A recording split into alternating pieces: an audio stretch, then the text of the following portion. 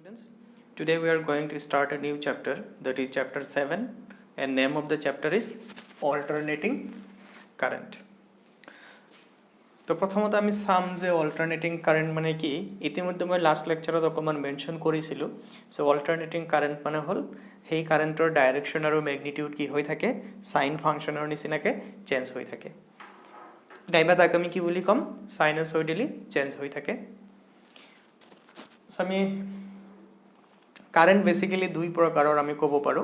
যদি আমি কাৰেন্টৰ ডাইৰেকশন আৰু ম্যাগনিটিউড কনসিডাৰ কৰো কাৰেন্ট দুই প্ৰকাৰৰ হয় এটা হল আমাৰ অল্টাৰনেটিং কাৰেন্ট আৰু এটা হল direct current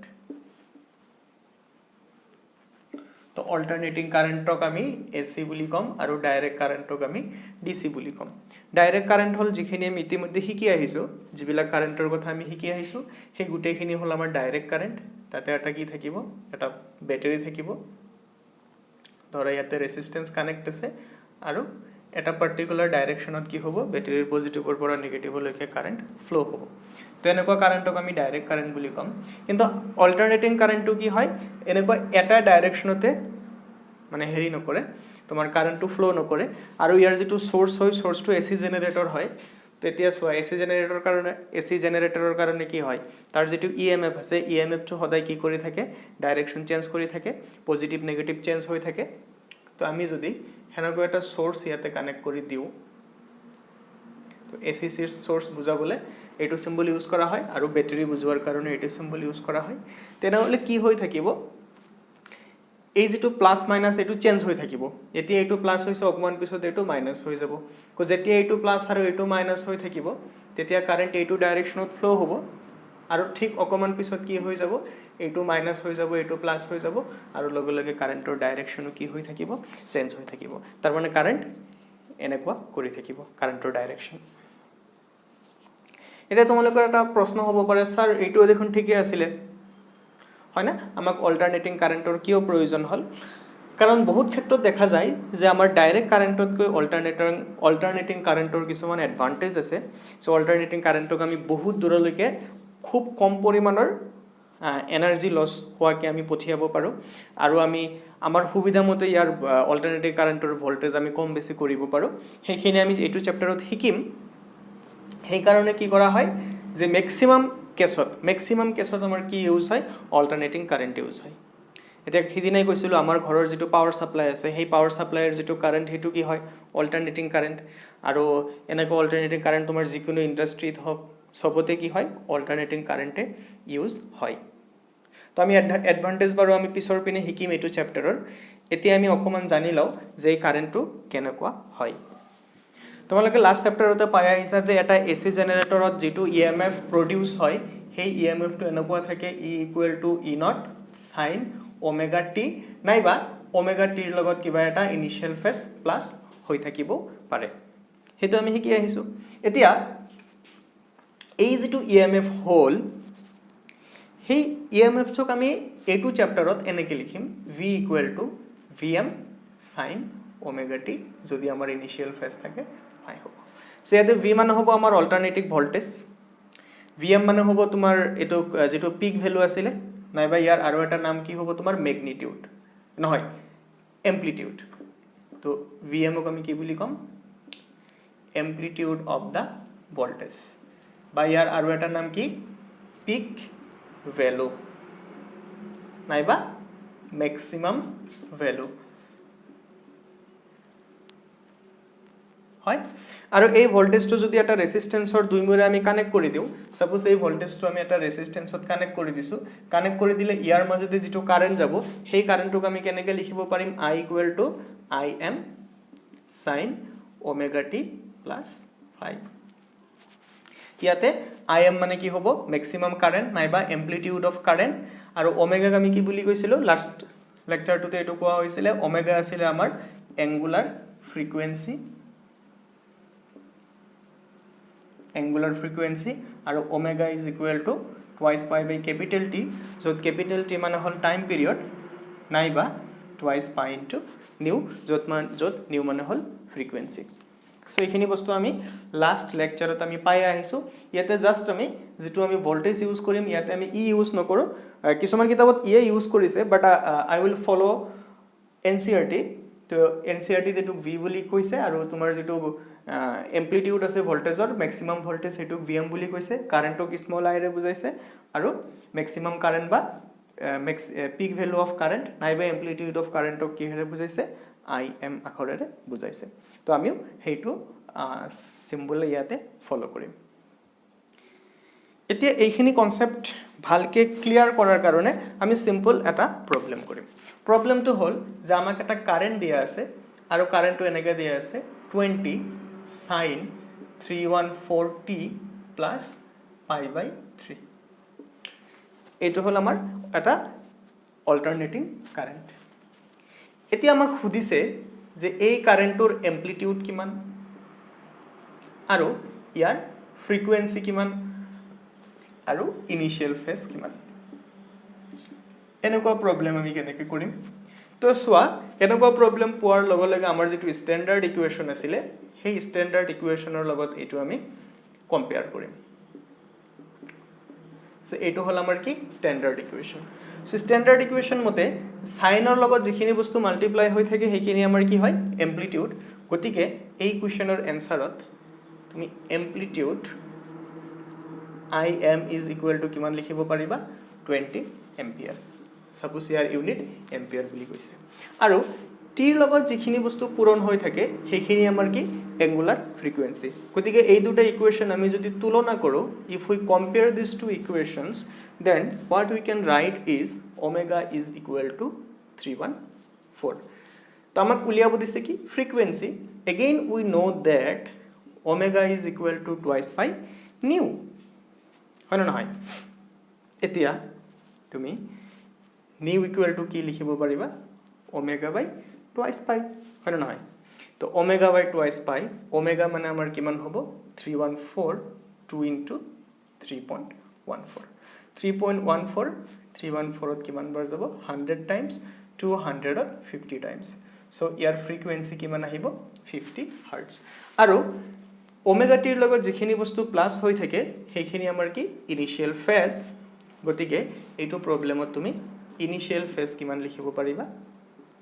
initial phase is equal to হ'ব আমাৰ pi by 3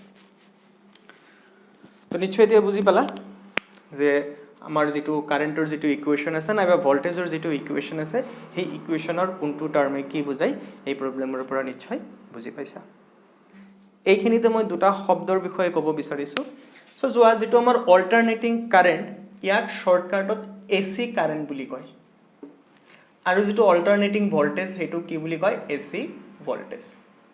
আসলতে AC মানে অল্টাৰনেটিং কাৰেন্ট কিন্তু এটো কওতে কওতে মানে এনেকুৱা হৈ গৈছে যে যেটো আমাৰ অল্টাৰনেটিং কাৰেন্ট তাক আমি AC কাৰেন্ট বুলি কও আৰু অল্টাৰনেটিং ভোল্টেজক সিম্পলি আমি কি বুলি কম AC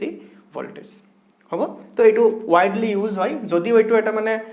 মোটামুটি এটা ভুল কথা তথাপি এটো ওয়াইডলি ইউজ হয় কাৰণে হেতু কি কৰা হৈছে একসেপ্ট কৰা হৈছে বাৰু এতিয়া আমি আৰু কিছুমান কথা আমি চাম কি চাম তো আমি কাৰেন্টটো আমি ড্ৰ কৰো প্ৰথমতে কাৰেন্টটো আমি গ্ৰাফিক্যালি ড্ৰ কৰো তাতে আমি দুই তিনিটা মান টাৰ্মিনোলজি শিকিম তো আজিৰ ভিডিওটোত আমি বহুত বেছি ডাঙৰ বস্তু নিহিকো আমাৰ সৰু সৰু যিখিনি বেসিক কথা আছে সেই কথাখিনি আমি ইয়াতে শিকিম সোৱা ভোল্টেজ নাইবা কারেন্ট আমি কেনেকৈ লিখো Vm sin omega t plus phi তো for the sake of simplicity ইয়াতে আমি plus phi টো নিলিখিলো আমি phi equal to 0 বুলি ললো আৰু I equal to আমি কি কেনেকৈ এক্সপ্ৰেস কৰো Im sin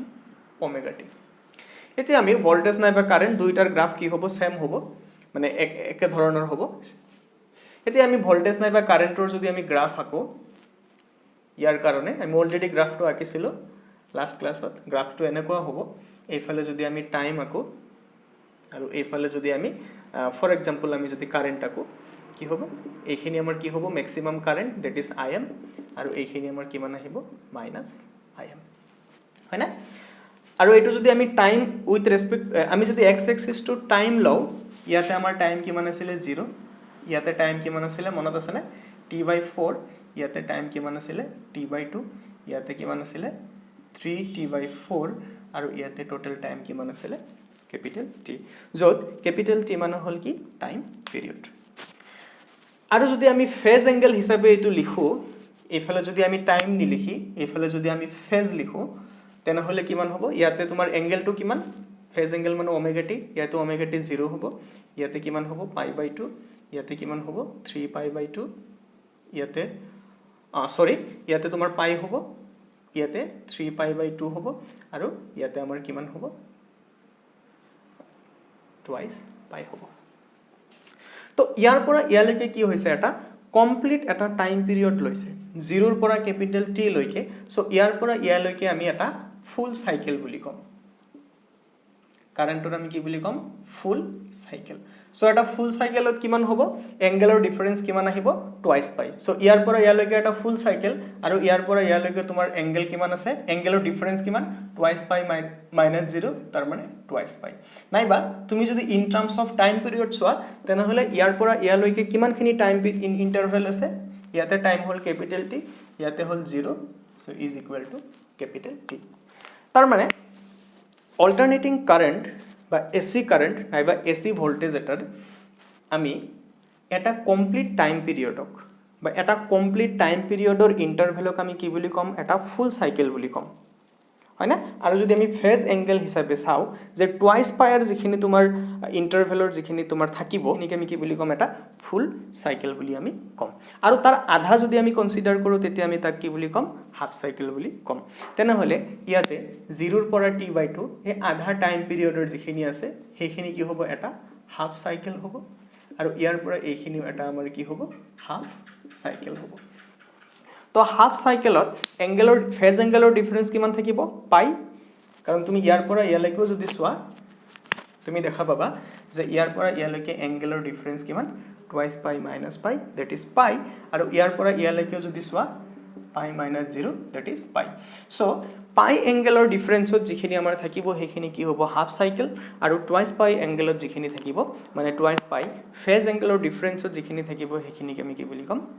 ফুল সাইকেল বুলি আমি কম তো হাফ সাইকেল আৰু ফুল সাইকেলৰ কনসেপ্টটো নিশ্চয় ক্লিয়াৰ হৈছে সো আমি ভোল্টেজৰ ক্ষেত্ৰত একেখিনি গ্ৰাফে পাম জাস্ট আইএমৰ জায়গাত ইয়াতে কি আহিব ভিএম আহিব কথাখিনি নিশ্চয় বুজি পাইছা এতিয়া তোমাক যদি এটা মই সিম্পল কোৱেশ্চন কৰিব বিচাৰো যে কাৰেন্ট নাইবা ভোল্টেজৰ ফুল সাইকেলত এভাৰেজ ভ্যালু কিমান হ'ব তুমি গ্ৰাফ চাই ক'ব পাৰিবা ফুল সাইকেলত এভাৰেজ ভ্যালু কিমান হ'ব 0 হ'ব কাৰণ যিমানখিনি পজিটিভ আছে সিমানখিনি কি আছে নেগেটিভ আছে তো এভাৰেজ লওতে যেতিয়া আমি এইখিনি আৰু এইখিনি এড কৰিব লাগিব তেতিয়া আমাৰ আনসাৰ কিমান আহি যাব 0 আহি যাব সেইখিনি বস্তু এতিয়া আমি ম্যাথমেটিক্যালি কৰিম তো আমি ম্যাথমেটিক্যালি এটা এসি ভোল্টেজ বা এসি কাৰেন্টৰ এভাৰেজ ভ্যালু উলিওৱাৰ আগতে আমি সেই ম্যাথমেটিক্সটো জানিব লাগিব যে ফাংশন এটাৰ এভাৰেজ ভ্যালু কেনেকৈ উলিয়াই সো আমি অকমান ম্যাথমেটিক্স অকমান ক্যালকুলাস আমি শিকি লোৱাৰ পিছত আমি সেইখিনি বস্তু এপ্লাই কৰি ইয়াতে কি কৰিম হাফ সাইকেল আৰু ফুল সাইকেলত আমি এসি এটাৰ এভাৰেজ ভ্যালু উলিয়াম ধৰা এটা ফাংশন আছে ft ফাংশন অফ t আৰু তো এই ফাংশনটোক যদি আমি ড্ৰ কৰো ধৰা আমি ফাংশনটো এনেকুৱা পালো ড্ৰ কৰোতে তো এইফালে তুমি কি আকিছা ft আকিছা এইফালে কি আকিছা t আকিছা আৰু যেনিবা ইয়াতে এটা টাইম আছে t1 আৰু ইয়াতে এটা টাইম আছে t2 তো তুমি t1 ৰ পৰা t2 লৈকে যদি চোৱা প্ৰতিটো পইণ্টত ft ৰ ভ্যালু কি হৈ আছে বেলেগ বেলেগ হৈ আছে এতিয়া তোমাক যদি সুধে যে এইখিনি টাইম ইন্টাৰভেলত তাৰ মানে এইখিনি জায়গাত ft ৰ এভাৰেজ ভ্যালু কিমান হ'ব কেনেকৈ উলিয়াবা এটো তোমালোকে মেথছত যদি এতিয়ালৈকে পোৱা নাই নিশ্চয় পাবা যেতিয়া হেতু সেইখিনিত পাবা এপ্লিকেশন অফ ইন্টিগ্ৰেলছত থাকিব লাগে আৰু যদি নাথাকেও আমি এটা অকল ফৰ্মুলাটো চাম যে ইয়াৰ পৰা ইয়ালৈকে যদি তোমাৰ average value of the function উলিয়াব দিয়ে তো average value of the function হ'ব ft dt আমি ফাংশনটোক ইন্টিগ্ৰেশন কৰিব লাগিব লিমিট কি হ'ব আমাৰ যিখিনি ইন্টাৰভেলত কি কৰিব দিছে ফাংশনটোৰ এভাৰেজ উলিয়াব দিছে সেই ইন্টাৰভেলটো হ'ব আমাৰ লিমিট আৰু এইটো বস্তুক আমি ডিভাইড কৰিব লাগিব ইন্টিগ্ৰেশন অফ dt ৰে তো ইয়াতো কি আহিব t1 t2 যদি এইটো x ৰ ফাংশন হলে হয় ইয়াতে dx আহিলে হয় ইয়াতে dx আহিলে হয় সো এইটো আমাৰ কি হল এইটো ফৰ্মুলা হল আমাৰ কি যে ফাংশন এটাৰ এভাৰেজ ভ্যালু উলিওৱাৰ ফৰ্মুলা আৰু এভাৰেজ ভ্যালুৰ এটা সিম্বল আছে এই যেটো সিম্বল দেখা পাইছা ইয়াৰ ভিতৰত এটা বস্তু লিখিলে আমি কি বুজি পাম we are talking about the average value of that quantity which is in between these two symbols তো এতিয়া আমাক যিকোনো এটা ফাংশনৰ এভাৰেজ ভ্যালু উলিয়াব দিলে নিশ্চয় আমি উলিয়াব পাৰিম যদিহে আমি ইন্টিগ্ৰেশনটো কৰিব পাৰো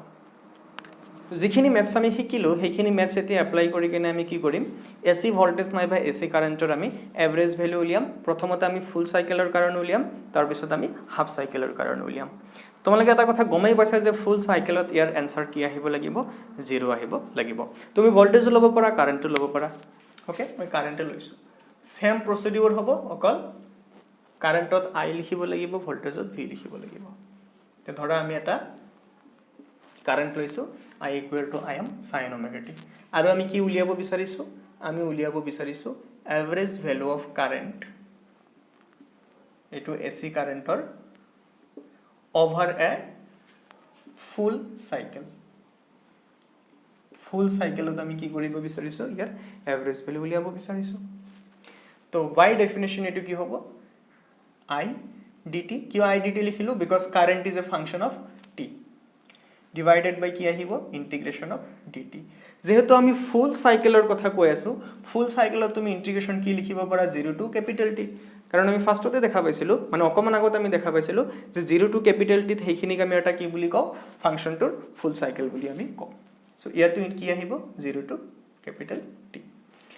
তো তুমি কাৰেন্টৰ যদি ভ্যালু লিখা ওপৰত কি আহিব I am এটো তো কনস্ট্যান্ট বাহিৰত লিখি দিয়া ভিতৰত কি আহিব sin omega t dt লগতে এটা কথা dt ক তুমি যদি ইন্টিগ্রেশন কৰা কিমান আহিব t আহিব আৰু তুমি যদি আপাৰ লিমিট t আৰু ক্যাপিটাল কি লোৱাৰ লিমিট যদি তুমি 0 বহাই দিয়া তেনে হলে তাৰ आंसर কিমান আহিব ক্যাপিটাল t আহিব গতিকে এইখিনিৰ ইন্টিগ্ৰেশন আহিল কিমান ক্যাপিটাল t সো এটো আমি কি লিখিব পাৰিম কনস্ট্যান্ট খিনি সেপাৰেট কে লিখো I am divided by capital T আৰু sin omega t dt ইয়াৰ ইন্টিগ্ৰেশন কি আহিব minus cos omega t divided by omega upper limit কিমান হ'ব ক্যাপিটাল T লোৱাৰ লিমিট 0 তো আমি এটা কাম কৰিব পাৰো এই মাইনাস আৰু ওমেগা এই দুটা যেহেতু কনস্ট্যান্ট বস্তু হেগেটা আমি বাহিৰত যদি উলিয়াই দিও সন্মুখত আহি যাব এটো I am divided by t omega আৰু ওমেগাৰ জাগাত আমি twice pi by capital T বহাই দিব পাৰো because we know that omega is equal to twice pi by capital T গতিকে এটো আমাৰ এনেকুৱা হৈ যাব cos of twice pi by capital T into t upper limit capital T lower limit 0 is equal to কিমান আহিব minus I am divided by t into omega আৰু ইয়াতে তুমি কি কৰা ইয়াতে তুমি লিমিট বিলাক বহাই দিয়া প্ৰথমতে আমি স্মল টি ৰ জায়গাত কি বহাব লাগিব ক্যাপিটাল টি বহাব লাগিব ক্যাপিটাল টি যদি বহাই দিয়া এইটো টি আৰু এইটো টি ক্যান্সেল যাব ক্যান্সেল গৈ কি থাকিব কৰিয়ে দিছো বাৰু cos twice pi by capital T তো আপাৰ লিমিটত স্মল টি ৰ জায়গাত ক্যাপিটাল টি আহিব minus cos of small tea ৰ জায়গাত 0 বহালে গুটেইখিনি কিমান হৈ যাব 0 হৈ যাব এতিয়া সোৱা টি আৰু টি ক্যান্সেল যাব ক্যান্সেল গলে ইয়াত কি থাকিব cos twice pi মানে কিমান 1 আৰু cos 0 মানে কিমান 1 সো 1 - 1 is equal to 0 আৰু 0 লগত কিবা এটা বস্তু যদি পূৰণ হৈ থাকে তাৰ आंसर কিমান আহে 0 আহে তো আমি কি দেখুৱালো যে এসি কাৰেন্ট এটাৰ ফুল সাইকেলত এভাৰেজ ভ্যালু কিমান হয় 0 হয় যেটো আমাৰ গ্ৰাফৰ পৰা আমি ইংগিত পাইছিলো যে yes it should be equal to 0 যদি তোমাক ভোল্টেজৰ এসি ভোল্টেজৰ যদি এভাৰেজ ভ্যালু উলিয়াব দিয়ে কি কৰিবা সেম প্ৰসিডিউৰে কৰিবা অকল কাৰেন্টৰ জায়গাত কি লিখিব লাগিব ভোল্টেজ লিখিব লাগিব তো নেক্সট আমি কি কৰিম হাফ সাইকেলত ইয়াৰ এভাৰেজ ভ্যালু আমি উলিয়াম হাফ সাইকেলৰ কাৰণে প্ৰসিডিউৰ সেম হ'ব তোমালোকে নিশ্চয় গমই পাইছা ইয়াতে জাস্ট কি চেঞ্জ কৰিব লাগিব লিমিট টু চেঞ্জ কৰিব লাগিব লিমিট টু 0 to t/2 হ'ব কাৰণ হাফ সাইকেলত টাইম পিৰিয়ডৰ আধা খিনিহে আহে তো কৰিব পাৰিবা নিশ্চয় সো এটো কি আহিব is equal to তুমি কি লিখিব পাৰিবা integration of I dt divided by integration of dt just limit to change কৰি দিয়া 0 to t/2 is equal to কিমান আহিব সোৱা তলত আহিব t/2 তোমাৰ I am to constant হেতু বাহিৰত আহি যাব 0 to t sin omega t dt is equal to এইটো 2/t হৈ যাব আৰু im2 তো থাকি যাব sin omega t dt যদি কৰা এটো অকমান আগতে আমি কৰিছিলো কিমান আহে minus cos omega t divided by omega omega তো আমি কি কৰিলো প্ৰথমত ইয়াক বাহিৰত উলিয়াই দিলো লিমিট এবাৰ তোমাৰ কি হ'ব t/2 আৰু তলত হ'ব 0 এতিয়া সোৱা minus 2im divided by t into omega omega জায়গা তুমি কি লিখিব পাৰা twice pi by t তো এখিনি ম্যাথছ বাৰ কৰি থাকিম আৰু ইয়াতে তুমি যদি লিমিট বহাই দিয়া কিমান আহিব সোৱা প্ৰথমত আহিব cos of omega জায়গাত আমি আগৰ নিচিনাকে twice pi by t লিখিম into t/2 minus cos of 0 into t/2 কি আহিল গম পাইছানে কাৰণ ইয়াতে আমি t ৰ জায়গাত আপাৰ লিমিট লিখি আছো আৰু এইটো কোৱেশ্চনত আপাৰ লিমিট কিমান ক্যাপিটাল T/2 এতিয়া এই ম্যাথছ খিনি কৰো 2 আৰু 2 ক্যান্সেল যাব এইটো t আৰু t ক্যান্সেল যাব ক্যান্সেল যোৱাৰ পিছত অকল কিমান ৰৈ যাব im divided by pi এতিয়া এইখিনি যদি আমি সিম্পলিফাই কৰো এটো কিমান আহিব cos pi মানে -1 আৰু cos 0 মানে 1 তো -1 এটো হৈ যাব কিমান -2 এটো মাইনাস আৰু এটো মাইনাসে ক্যান্সেল যাব ক্যান্সেল গৈ এটো কি থাকিব 2im divided by pi নাইবা 2/pi into im সো এটো আমাৰ কি হৈ যাব এভাৰেজ ভ্যালু অফ AC ভোল্টেজও হ'ব পাৰে কাৰেন্টও হ'ব পাৰে ইন এ হাফ সাইকেল আৰু এটা কথা কি যে সাইন হক নাইবা cos হক এটো হল তোমাৰ সাইনৰ গ্ৰাফ এটো হল cosৰ গ্ৰাফ তো সো এটা ফুল সাইকেলত যিমানখিনি পজিটিভ আহে এক্স্যাক্টলি হিমানখিনি কি আহে নেগেটিভ আহে গতিকে cos হক নাইবা সাইন হক ইহতৰ average value in a full cycle কিমান আহিব সদায় 0 আহিব হয়না মই কোন আগতে কি কৈছিলো যে এটা সিম্বলৰ বিষয়ে আমি আলোচনা কৰিম হেতু হল কি যে এভাৰেজ বুজোৱা নাইবা মিন বুজোৱা সিম্বল হেতু আমি এনেকে লিখো তো যেতিয়াই তুমি যিকোনো এটা বস্তু যিকোনো এটা যদি মই ইয়াতে লিখো যে age of students of your class দুই ফালে যদি এনেকে দি দিও ইয়াৰ মিনিং কি হ'ব যে আমি হেতু স্টুডেন্টৰ হেতু ক্লাছৰ যিমান কেজন স্টুডেন্ট আছে সেই কেজন স্টুডেন্টৰ আমি কি উলিয়াই আছো এভাৰেজ উলিয়াই আছো তো এভাৰেজ ফাংশন এই এভাৰেজৰ যেটো মানে তোমাৰ অপাৰেশন আছে সেই এভাৰেজ অপাৰেশনৰ কিছুমান প্ৰপাৰ্টি আছে সেইখিনি আমি আলোচনা কৰিম সেইখিনি জানিলে আমাৰ বহুতখিনি সুবিধা হ'ব কনস্ট্যান্টৰ এভারেজ ললে সদায় কনস্ট্যান্টে থাকিব লজিক্যাল কথা কনস্ট্যান্ট বস্তু এটা তুমি যদি এভারেজ লোৱা হিটো আৰু চেঞ্জ নহয় গতিকে তাৰ ভ্যালু কি থাকিব হেইটোৱে থাকিব তো আমি যদি লও এভাৰেজ অফ হাফ এটো কিমান আহিব হাফে আহিব নেক্সট ধৰা এটা কনস্ট্যান্ট আৰু এটা ভেৰিয়েবল মাল্টিপ্লাই হৈ আছে ইয়াক তুমি কি কৰিব পাৰা কনস্ট্যান্টটো তুমি বাহিৰত উলিয়াই আনিব পাৰা আৰু তুমি অকল ভেৰিয়েবলটোৰ তুমি এভাৰেজ ললে হৈ যাব আৰু ধৰা তিনিটা বস্তু এনেকে যোগ হৈ আছে a = b + c এটাও কনস্ট্যান্ট নহয় আৰু তুমি যদি এৰ এভাৰেজ লোৱা is equal to কি লিখিব পাৰিবা average of b plus average of c তো এই কেটা কথা যদি তুমি মনত ৰাখা আমাৰ বহুতখিনি সুবিধা হ'ব আৰু ওভাৰ এ ফুল সাইকেল আমি কি লিখিব পাৰিম sin omega t is equal to কিমান আহিব 0 cos omega t is equal to কিমান আহিব 0 আহিব আৰু ফুল সাইকেল মানে আমি বুজি পাইছো না ফুল সাইকেল মানে হল যদি এংগেলৰ ইন্টাৰভেল আমি যিখিনি জায়গাত এভাৰেজ লব বিচাৰিছো যি দুটা এংগেলৰ মাজত এভাৰেজ লব বিচাৰিছো সেই এংগেল দুটাৰ মাজৰ ইন্টাৰভেল যদি টুৱাইস পাই হয় আৰু যদি টাইম পিৰিয়ডৰ কথা আমি চাও সেই দুটা টাইমৰ মাজৰ টাইম ইন্টাৰভেল যদি টাইম পিৰিয়ডৰ সমান হয় সেইখিনিক আমি এটা কি বুলি কও ফুল সাইকেল বুলি কও আৰু ফুল সাইকেলত cos আৰু sinৰ এভারেজ ভ্যালু কিমান আহিব 0 আহিব So I hope বস্তুখিনি বুজি পাইছা সো এইখিনি অকমান বেসিক কথা আছিল এটো চ্যাপ্টাৰৰ তো নেক্সট লেকচাৰত আমি আৰু কিছুমান বহুত ইম্পৰ্টেন্ট কথা আমি শিকিম so thank you for watching the video and listening to me thank you